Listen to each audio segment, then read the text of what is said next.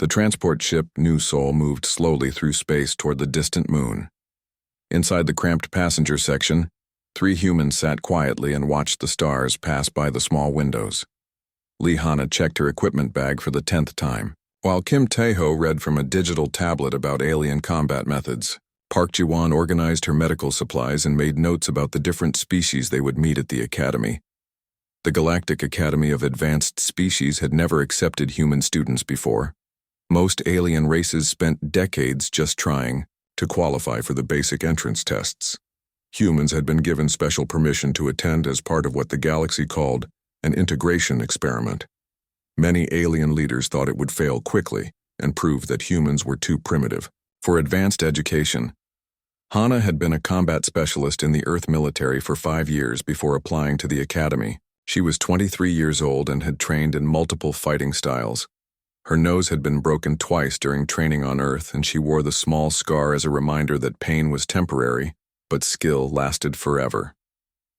Tae-ho was 25 and had studied physics and engineering at the best Earth universities. He could solve complex math problems in his head and had designed new weapon systems for the military. Ji-won was the youngest at 22 but had already worked as a field medic in 3 different war zones. She could treat injuries with basic supplies and had saved more lives than most doctors twice her age. The 3 humans had volunteered for this mission, knowing they might never return to Earth. The academy was located on a moon so far from human space that the journey took months. They carried only basic supplies and wore simple gray uniforms that marked them as new students. Other species would arrive wearing expensive protective gear and bringing servants to carry their belongings. When the New Sol finally docked at the academy station, the 3 humans grabbed their bags and walked toward the exit. Through the windows they could see the academy building spreading across the moon's surface like a small city. Tall spires reached toward the dark sky, and massive training facilities sat between residential areas. Thousands of alien students moved between buildings, and the sight made all 3 humans feel very small. The docking area was filled with different species arriving for the new term. Tall, blue-skinned ethereals floated above the ground using some kind of anti-gravity technology. Their movements were graceful, and they spoke in musical tones that sounded like singing. Massive gray Chronari warriors stood in formation, wearing heavy armor that covered their entire bodies. Each Chronari was nearly 8 feet tall and carried weapons that looked like they could destroy buildings. A small alien with green skin and 4 arms approached the humans carrying a digital pad. Its voice sounded like metal scraping against stone when it spoke. The translation device in their ears turned its words into basic English. Student registration was this way, and they needed to follow the yellow line on the floor. The alien looked at them like they were some kind of interesting insects and pointed toward a distant corridor. The registration area was a huge room filled with tables where different species completed paperwork and received room assignments. Most aliens had multiple documents proving their qualifications and academic achievements. The humans had only basic identification cards and medical records. When they reached the front of the line, a tall, thin alien with silver skin looked at their papers and made clicking sounds that the translator could not understand. Their room assignments were in Section 7, which the silver alien explained was designated for primitive species housing. The rooms were smaller than standard accommodations and had fewer amenities because primitive species did not require advanced technology for basic survival. The humans thanked the alien politely and followed the directions to their new home. Section 7 was located in the oldest part of the academy near the waste processing facilities. The corridors were narrower and the lighting was dimmer than in other areas. Their rooms were barely large enough for a bed and small desk. The bathroom facilities were shared between multiple rooms, and the food dispensers only provided basic nutrition paste. Other students walking through the area looked at the humans with curiosity and amusement. The first day of classes began with orientation in the main assembly hall. Thousands of alien students filled the massive space while academy officials explained rules and procedures. The 3 humans sat in the back section marked for new primitive species. Around them sat a few other beings that looked equally out of place, including some small furry creatures and a group of rock-like entities that barely moved. Dean Mortak addressed the assembled students from a floating platform high above the crowd. His species was unknown to the humans, but he appeared to be made of shifting energy that changed colors as he spoke. He welcomed everyone to another term at the galaxy's most prestigious institution of learning. Only the best and brightest from each species earned the privilege of studying here. Standards were extremely high, and many students would not complete their program successfully. After the General Assembly, students reported to their first classes. The humans had been assigned to basic courses that were usually taught to much younger students from other species. Combat training was scheduled in Gymnasium 7 with Instructor Veltar. Academic subjects would be taught by junior professors in smaller classrooms designed for slower learners. Gymnasium 7 was located in the basement levels and was much smaller than the main training facilities. When the humans arrived, they found 20 other students already waiting. Most were from species the humans had never seen before, but all looked much stronger and faster than any human. Instructor Veltar entered the room, and the difference in size became immediately obvious. Veltar was a Zephyrian and stood over 8 feet tall with pale blue skin that seemed to shimmer in the light. His arms and legs looked like they were made of solid muscle, and his face had sharp, angular features. Most impressive were the crystalline formations that grew from his bones and showed through his skin like natural armor. He moved with perfect balance, and his voice carried the authority of someone who had never been questioned. The instructor explained that combat training at the academy was different from anything students had experienced on their home worlds. Here they would learn techniques developed over thousands of years by the greatest warriors in galactic history. Students who could not adapt to proper methods would be removed from the program. Physical weakness was not tolerated, and mental weakness was considered even worse. Veltar demonstrated basic fighting positions using movements that flowed like water, but struck with incredible force. His crystalline bone structure made sounds like breaking glass when he moved quickly. The other students watched carefully and tried to copy his techniques. When he asked for a volunteer to demonstrate defensive positions, most students looked at the ground. Hana raised her hand and walked to the center of the training area. Veltar looked surprised that a human would volunteer, but nodded for her to take position. He explained that he would show proper attacking form, and she should demonstrate how to defend against superior opponents. The exercise would be completely safe because he would use only minimal pressure.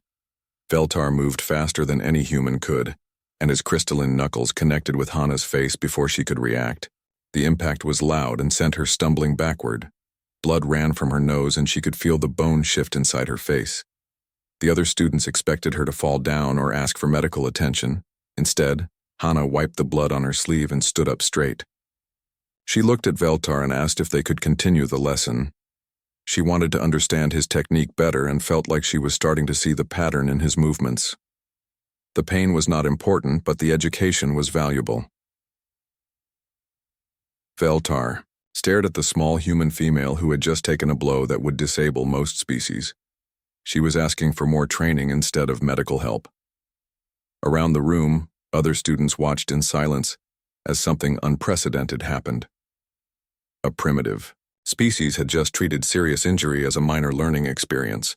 Hana refused the medical attention that Instructor Veltar offered after the training session ended. She explained that broken noses healed naturally and the injury would remind her to move faster next time. The other students stared at her like she had said something impossible. Most species would spend days in medical facilities recovering from such trauma, but the human was treating it like a small scratch. The academy medical staff had never encountered a patient who refused treatment for obvious injuries. Dr. Kesran was a tall insect-like being with multiple eyes and delicate surgical appendages. When Hana arrived at the medical center for mandatory injury documentation, the doctor spent several minutes examining her nose with various scanning devices. The bone was clearly fractured and would cause significant pain for weeks without proper treatment. Hana sat patiently while Dr. Kesran explained the healing procedures available. Advanced bone regeneration would fix the injury completely in a few hours.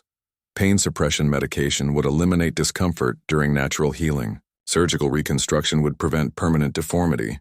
The human listened politely and then declined all treatment options. Dr. Kesran made rapid clicking sounds that the translator interpreted as confusion and concern. No intelligent species chose to endure unnecessary pain when medical technology could eliminate it completely. The doctor checked his equipment to make sure the translation was working properly. Perhaps the human did not understand the available options. Hana explained that pain was a useful teacher and she wanted to remember this lesson. The injury would heal on its own, and the experience would make her more careful in future training. She thanked the doctor for his time and left the medical center. Behind her, Dr. Kesseron made extensive notes about human psychology that he would later share with other academy officials. In the dormitory section, Taiho and Jiwon were having their own unusual experiences. Their rooms were designed for species that required minimal technology and basic living conditions. The lighting was dim and the temperature control was limited. Most aliens would find such accommodations barely adequate, but the humans treated them like luxury hotels compared to military barracks on Earth.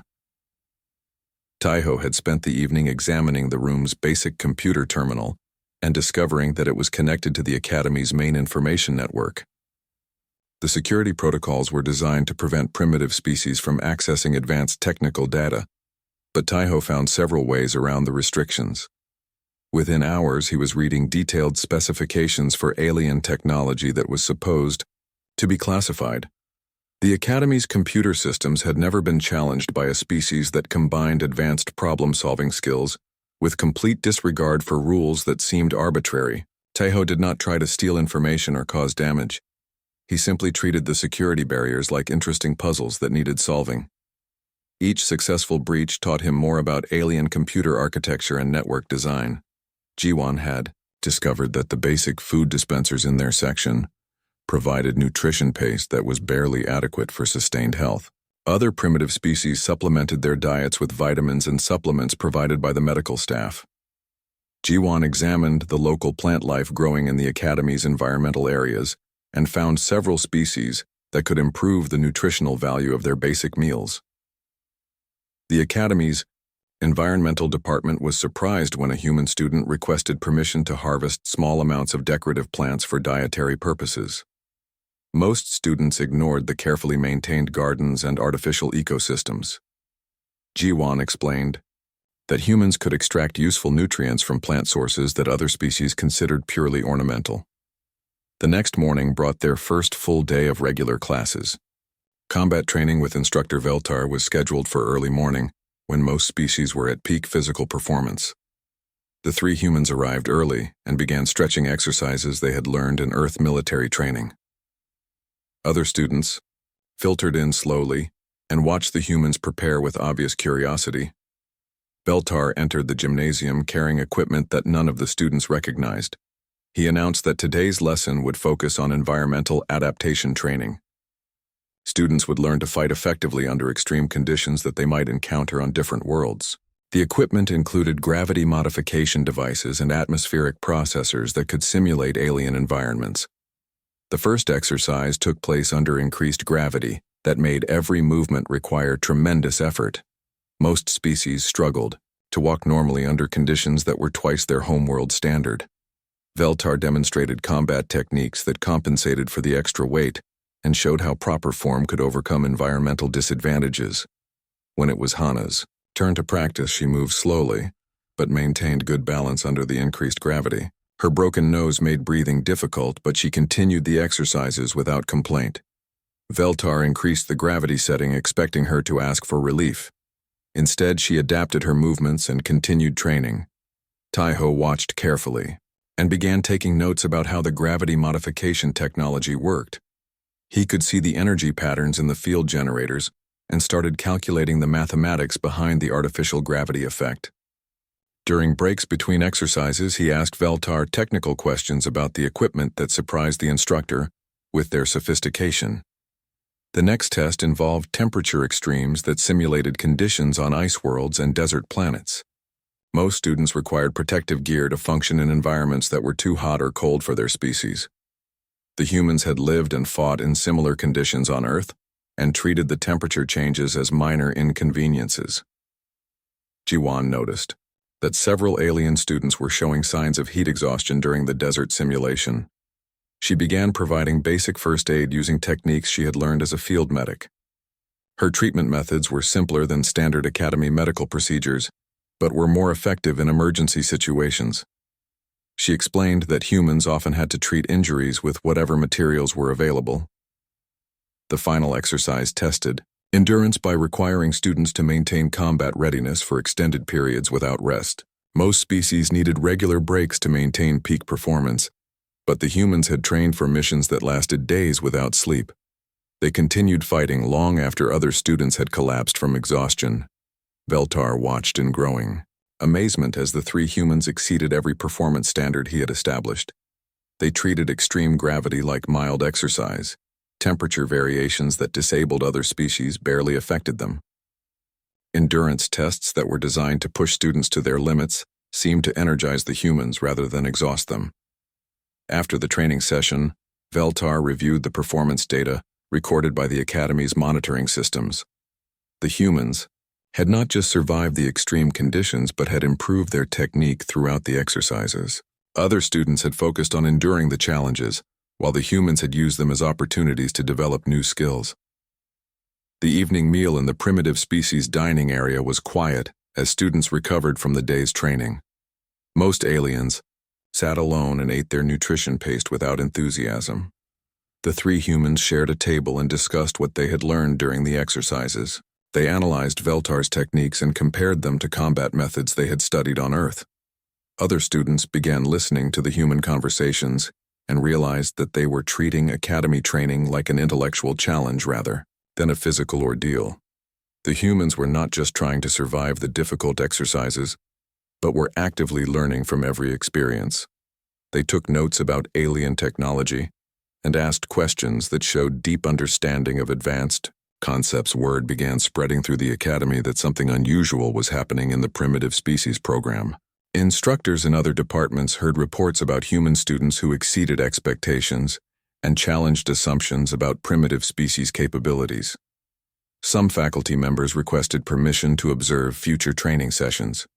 Dr. Kesran submitted a detailed report about human pain tolerance and healing preferences that contradicted established medical knowledge about primitive species. The humans appeared to have psychological and physical capabilities that were far more advanced than their technology level suggested.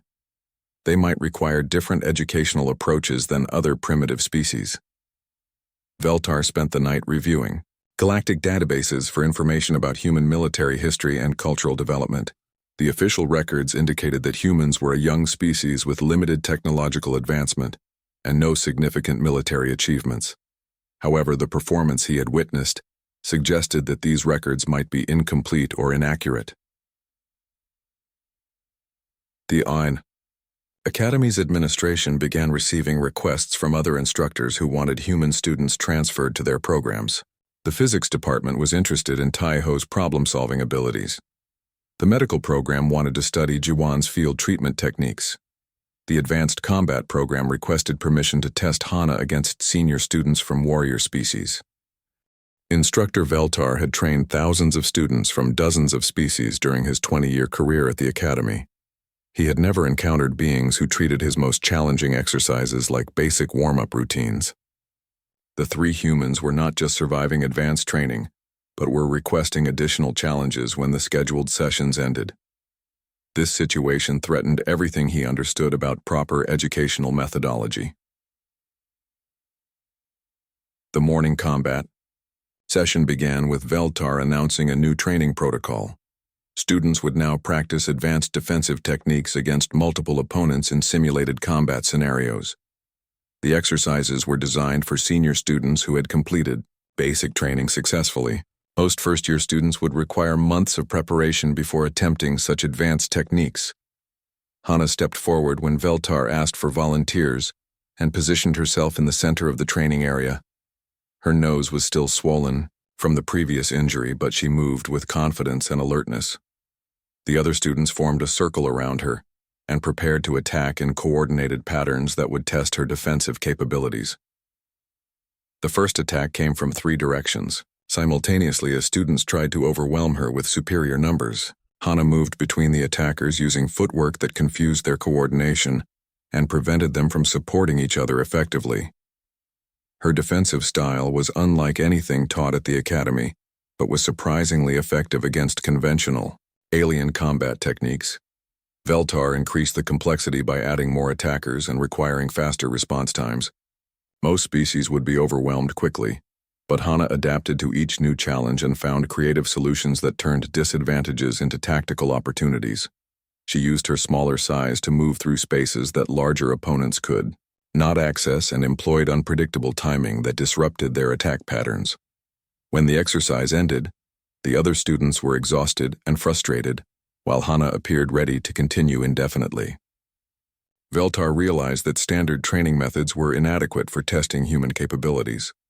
He needed to design new challenges that would properly evaluate their potential and establish appropriate performance standards.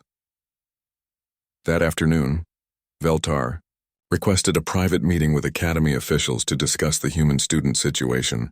Dean Mortok listened carefully, as the instructor described performance levels that exceeded established parameters for primitive species evaluation. The humans were demonstrating abilities that suggested advanced military training and tactical knowledge far beyond their supposed technological development. Dean Mortok was concerned about the implications of accepting students who might be more advanced than their species classification indicated. The Academy's reputation depended on maintaining proper educational standards and providing appropriate challenges for different species' capabilities. If humans were misclassified, then their presence could disrupt established programs and create unfair advantages in competitive evaluations. Veltar suggested conducting a formal evaluation to determine the humans' actual skill levels and establish appropriate placement within the Academy's educational structure. The evaluation would include individual combat assessment against instructors rather than other students. This would provide accurate measurement of their capabilities without creating potential safety issues for less capable beings. The proposal was approved and scheduled for the following week in the main combat arena, where advanced students normally competed in formal matches. The evaluation would be conducted according to standard Academy protocols with full documentation and medical supervision. Veltar would personally conduct the assessment using graduated challenges that would establish definitive performance baselines. News of the upcoming evaluation spread quickly through the Academy, as students and faculty debated whether primitive species could seriously compete against established instructors. Most aliens expected the humans to be overwhelmed quickly and demonstrate the limitations that justified their classification as primitive beings. A few instructors privately wondered if the evaluation might produce surprising results. Hana spent the days before the evaluation studying recordings of previous combat, assessments, and analyzing the techniques used by different species. She practiced movements that combined human flexibility with alien combat principles, and developed strategies that could compensate for size and strength disadvantages. Her preparation was methodical and focused, rather than anxious or uncertain. Taiho and Jiwan attended every training session to observe and take notes about alien combat methods and technological systems. They analyzed the Academy's equipment and identified potential advantages that could help Hana during the evaluation. Their approach treated the upcoming challenge like a technical problem that could be solved through careful analysis and preparation. Their evaluation day arrived with unusually high attendance as students and faculty gathered in the main combat arena to witness an unprecedented event.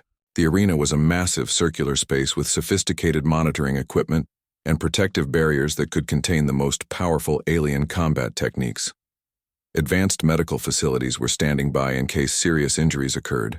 During the assessment, Veltar entered the arena wearing full ceremonial combat gear that emphasized his impressive physical presence. His crystalline bone formations reflected the arena lighting and created patterns that moved across his body.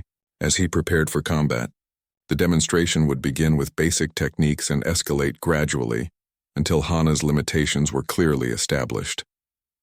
Hana walked to the center of the arena wearing simple training clothes and carrying no equipment beyond basic protective gear. She appeared calm and focused despite being surrounded by thousands of alien spectators who expected to witness her defeat. The size difference between her and Veltar was dramatic and emphasized the apparent impossibility of successful competition. The first phase involved defensive techniques against increasingly powerful attacks. Veltar used controlled strikes that would demonstrate proper form, while testing Hana's ability to respond appropriately. His movements were precise and educational rather than competitive, as he established baseline measurements of human defensive capabilities. Hana absorbed the initial attacks and studied Veltar's patterns carefully.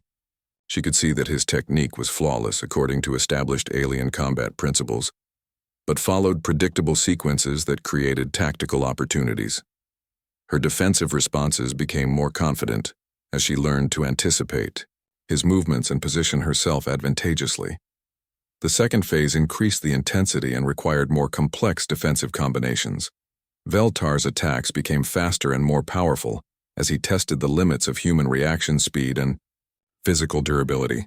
The crystalline formations on his body created additional striking surfaces that could cause severe damage if his control was not perfect. Hana continued analyzing his technique while defending against attacks that would disable most species. She noticed that Zephyrian combat methods emphasized overwhelming force and expected opponents to respond according to established defensive protocols. This created opportunities for unconventional responses that could exploit the predictability of traditional alien combat training. The third phase was designed to establish definitive limits by requiring active counterattacks rather than purely defensive responses. Most primitive species would be overwhelmed at this level and demonstrate clear inferiority compared to advanced alien capabilities. Veltar expected the evaluation to conclude quickly once Hana was required to initiate offensive actions. Instead of following conventional attack patterns, Hana began using techniques that combined multiple combat disciplines from Earth military training. Her movements were unpredictable and created openings that did not exist in traditional alien combat scenarios. She attacked from unexpected angles and used timing that disrupted Veltar's defensive preparations. The arena fell silent as spectators realized that something unprecedented was occurring. The human was not just surviving against an advanced instructor, but was forcing him to adjust his technique and respond to challenges he had never encountered. Her attacks were creative and effective in ways that contradicted established combat theory. Veltar found himself working harder than expected to maintain control of the evaluation. The human's unconventional methods created tactical situations that required improvisation rather than relying on established techniques. He increased his effort level and began using more advanced combat forms that were normally reserved for serious competitive matches. The defining moment came when Veltar attempted a finishing technique that combined maximum speed with overwhelming force. The attack was designed to end the evaluation decisively and demonstrate the futility of primitive species challenging advanced alien capabilities. His crystalline bone formations struck with enough power to disable any conventional opponent. Hana had been waiting for exactly this type of attack. She moved with perfect timing and used Veltar's own momentum against him in a technique that no alien had ever encountered. Her response was so unexpected that his defensive instincts could not compensate quickly enough. The Academy Medical Center had never treated a Zephyrian instructor for combat injuries received during student evaluation. Dr. Kesran worked carefully to repair Veltar's fractured crystalline bone structure using specialized regeneration equipment designed for mineral-based anatomy. The injury was complex and would require several days of treatment to heal properly without permanent damage. Veltar remained conscious during the medical procedures and answered questions about how the injury had occurred. He explained that the human had used a joint manipulation technique that was completely outside established combat protocols. The method was effective precisely because it violated conventional expectations about proper fighting behavior. No instructor had trained to defend against such unconventional approaches. Academy officials gathered in emergency session to discuss the implications of a primitive species student defeating an advanced instructor in formal combat evaluation. Dean Mortak reviewed video recordings of the match multiple times, trying to understand how established training methods had proven inadequate against human techniques. The situation challenged fundamental assumptions about species classification and educational placement. Some faculty members demanded immediate expulsion of all human students on grounds of excessive violence and inappropriate behavior during academic exercises. They argued that beings who caused serious injury to instructors posed unacceptable safety risks to other students and faculty. The Academy's insurance policies did not cover instructor injuries caused by primitive species students. Other officials pointed out that Veltar had initiated the escalation and established the combat parameters that led to his injury. The human had followed Academy protocols by accepting the evaluation challenge and responding appropriately to each escalation level. Her behavior after winning had been respectful and concerned for her opponent's well-being, rather than aggressive or threatening. The three humans continued attending classes normally while Academy officials debated their future. They treated the combat evaluation like any other educational exercise and focused on learning from the experience, rather than celebrating the victory. Hana spent extra time studying Zephyrian anatomy to understand how her technique had caused injury and how similar damage could be prevented in future training. Taiho attended advanced physics lectures where he encountered theoretical problems that had challenged ethereal mathematicians for decades. The problems involved complex calculations about energy manipulation and dimensional mechanics that required sophisticated understanding of mathematical principles. Taiho solved several equations during class discussion that Professor Zenkara had expected to remain unsolved for the entire semester. Professor Zenkara was an ancient ethereal whose mathematical abilities were legendary throughout the galaxy. His floating form shimmered with energy patterns that reflected his emotional state as he examined Taiho's solutions. The human had approached the problems using mathematical techniques that were unfamiliar but undeniably correct. The solutions revealed new insights about fundamental physics that could revolutionize energy technology. Jiwan was making similar progress in her medical training, where she encountered alien diseases and injuries that had no equivalent on Earth. Her approach combined knowledge from human medicine with creative adaptation to alien physiology. She developed treatment protocols that were simpler than standard galactic medical procedures, but achieved better results in emergency situations. Dr. Kesaran observed Jiwan's medical techniques with growing fascination as she demonstrated field treatment methods that could save lives using basic equipment and common materials. Her training as a human combat medic had prepared her to work under extreme conditions with limited resources.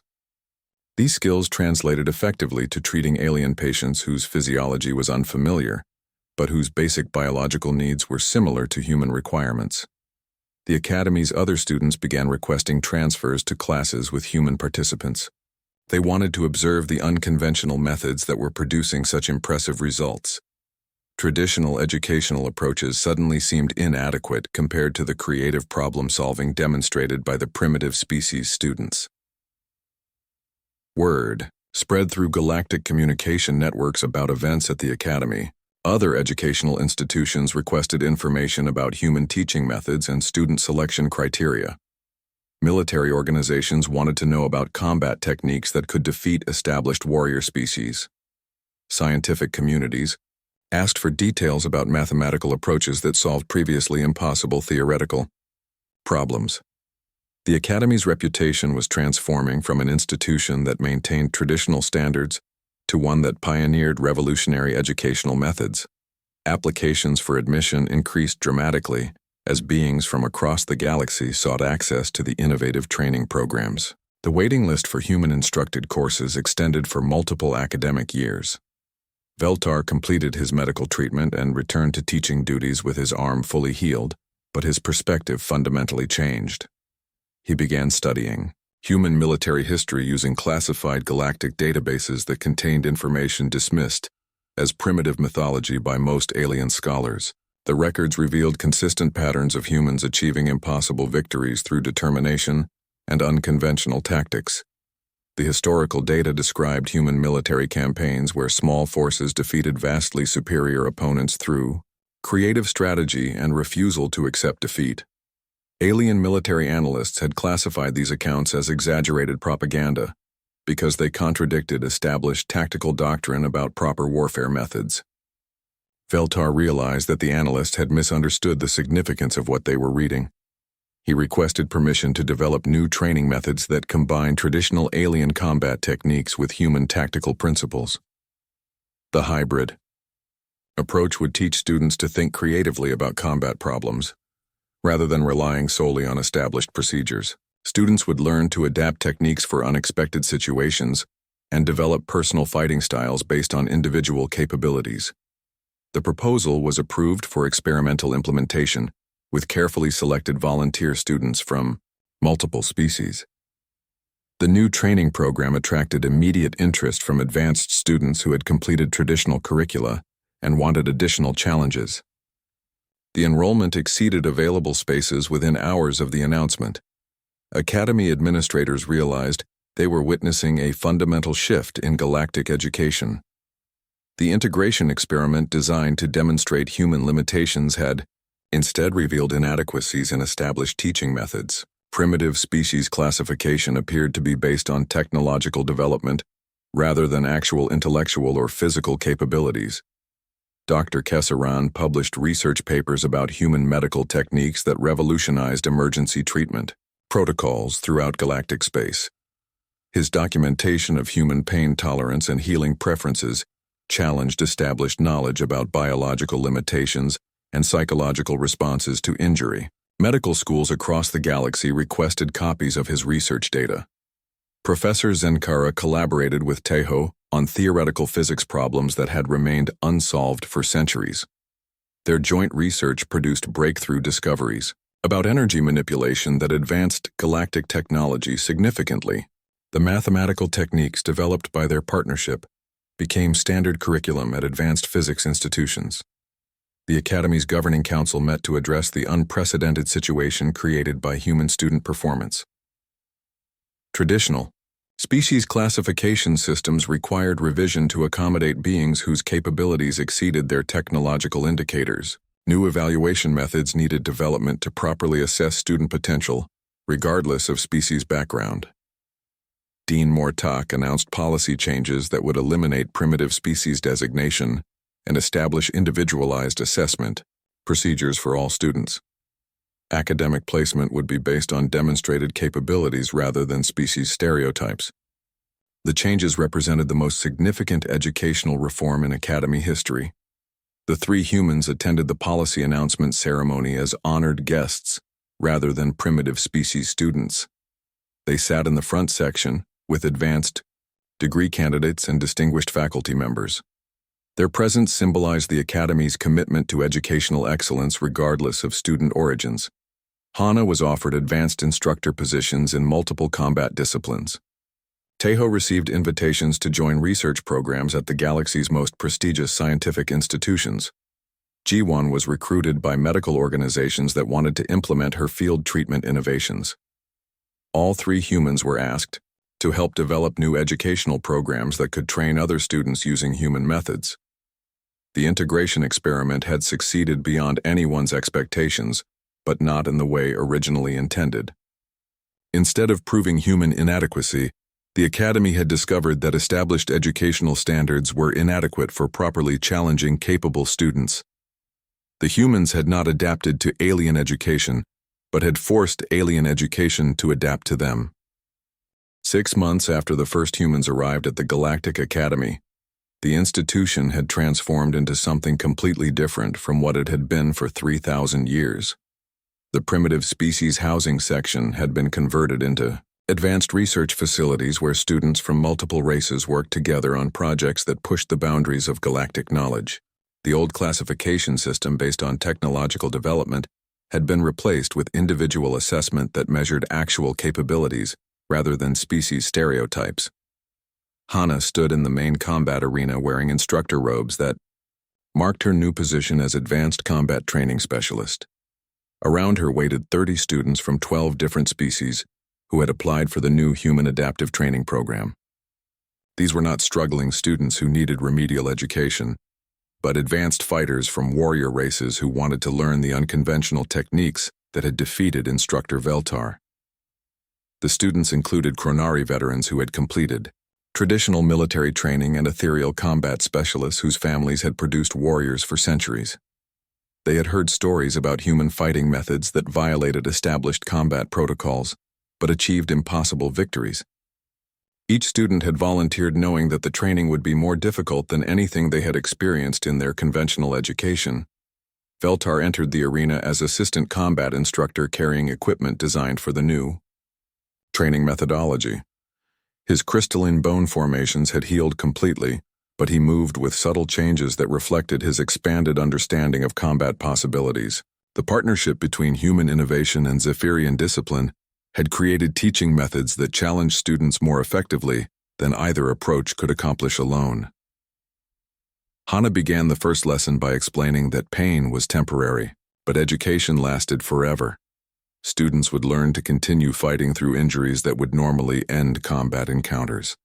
They would practice techniques that used opponent strength against them and develop creative responses to unexpected, tactical situations. The training would hurt, but the knowledge gained would make them better warriors. The alien students listened with respectful attention as Hana demonstrated basic principles that contradicted everything they had learned about proper combat behavior. Traditional fighting emphasized overwhelming force and predictable techniques that could be practiced until they became automatic responses. Human methods required constant adaptation and creative thinking that turned every encounter into a unique problem-solving exercise. The first exercise involved fighting while injured to simulate realistic combat conditions where warriors could not rely on perfect health and maximum capability. Most alien training assumed optimal physical condition and taught techniques that became ineffective when students were hurt or exhausted. Human methods treated injury as another tactical factor that could be compensated for through proper adaptation. Veltar provided controlled injuries using low-power energy weapons that caused real pain without permanent damage. The alien students struggled to maintain effective fighting ability while dealing with discomfort that would normally end training sessions. Hana continued demonstrating techniques while bleeding from multiple wounds that she treated like minor inconveniences. The lesson revealed fundamental differences between alien and human approaches to combat training. Most species practiced under ideal conditions and expected to avoid injury through superior technique and protective equipment. Humans trained under worst-case scenarios and assumed that injuries were inevitable parts of serious fighting that needed to be overcome rather than avoided. In the Advanced Physics Laboratory, Taiho worked with Professor Zenkara on energy manipulation, theories that could revolutionize galactic technology. Their research had already produced 3 major breakthroughs that were being implemented by engineering programs throughout known space. The mathematical techniques developed through their collaboration had become standard curriculum at prestigious scientific institutions. The laboratory contained experimental equipment that had never been used successfully because the theoretical foundation for operation was incomplete. Taiho approached each device as an interesting puzzle that could be solved through careful analysis and creative experimentation. His willingness to attempt seemingly impossible calculations had unlocked capabilities that alien scientists had assumed were beyond current technological limits. Professor Zenkara observed with fascination as Taiho solved complex equations using mental techniques that were unfamiliar but consistently effective. The human brain appeared to process mathematical relationships differently than ethereal consciousness, which allowed for creative approaches that revealed new aspects of fundamental physics. Their partnership was advancing galactic science at an unprecedented rate. The medical center had been reorganized around principles developed by Jiwon during her training in emergency treatment techniques.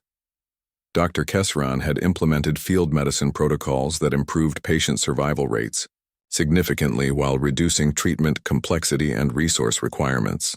Medical schools across the galaxy were requesting training programs based on human emergency care methods.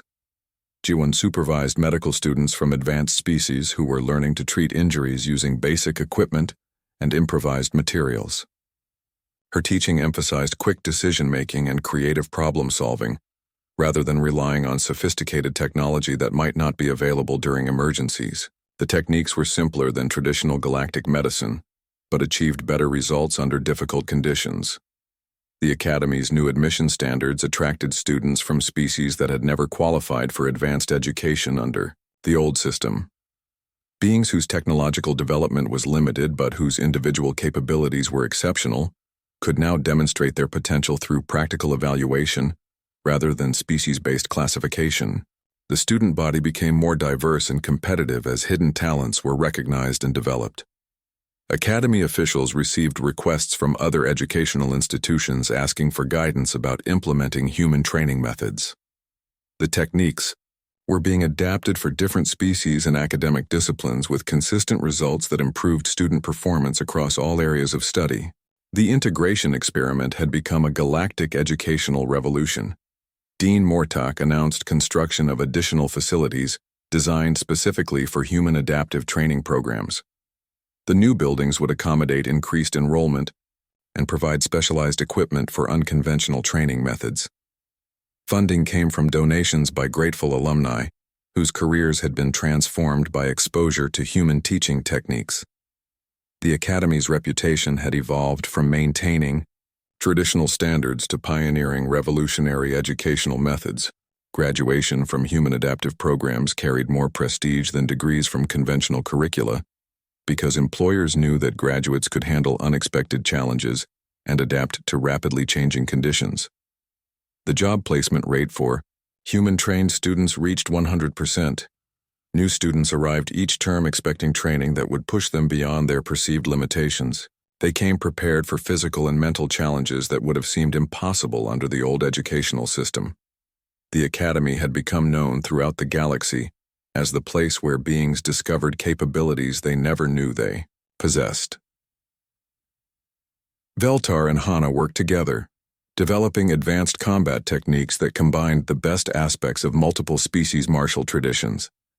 Their collaboration had created fighting methods that were more effective than any single species approach while remaining teachable to students from diverse backgrounds. The techniques were being adopted by military organizations across galactic space. During graduation ceremonies, Academy officials honored the 3 humans who had transformed galactic education through their determination and unconventional methods. Hana received recognition for revolutionizing combat training by demonstrating that creative adaptation was more important than overwhelming force. Taiho was celebrated for advancing theoretical physics through mathematical innovations that solved previously impossible problems. Jiwon was praised for developing medical techniques that saved lives using basic equipment and creative treatment protocols. Her field medicine methods had been implemented by emergency response organizations throughout known space, with dramatic improvements in patient survival rates. All 3 humans were offered permanent positions as senior faculty members. The ceremony concluded with Dean Mortok announcing that Academy standards had been permanently adjusted to human adaptive levels. Students would be challenged to exceed their perceived limitations rather than meeting minimum requirements for their species classification. The change represented recognition that individual potential was more important than technological advancement. As new students arrived for the next term, they carried bags packed for extended stays and wore expressions that combined excitement with nervous anticipation. They had heard stories about training that would test every aspect of their capabilities and push them beyond what they believed possible.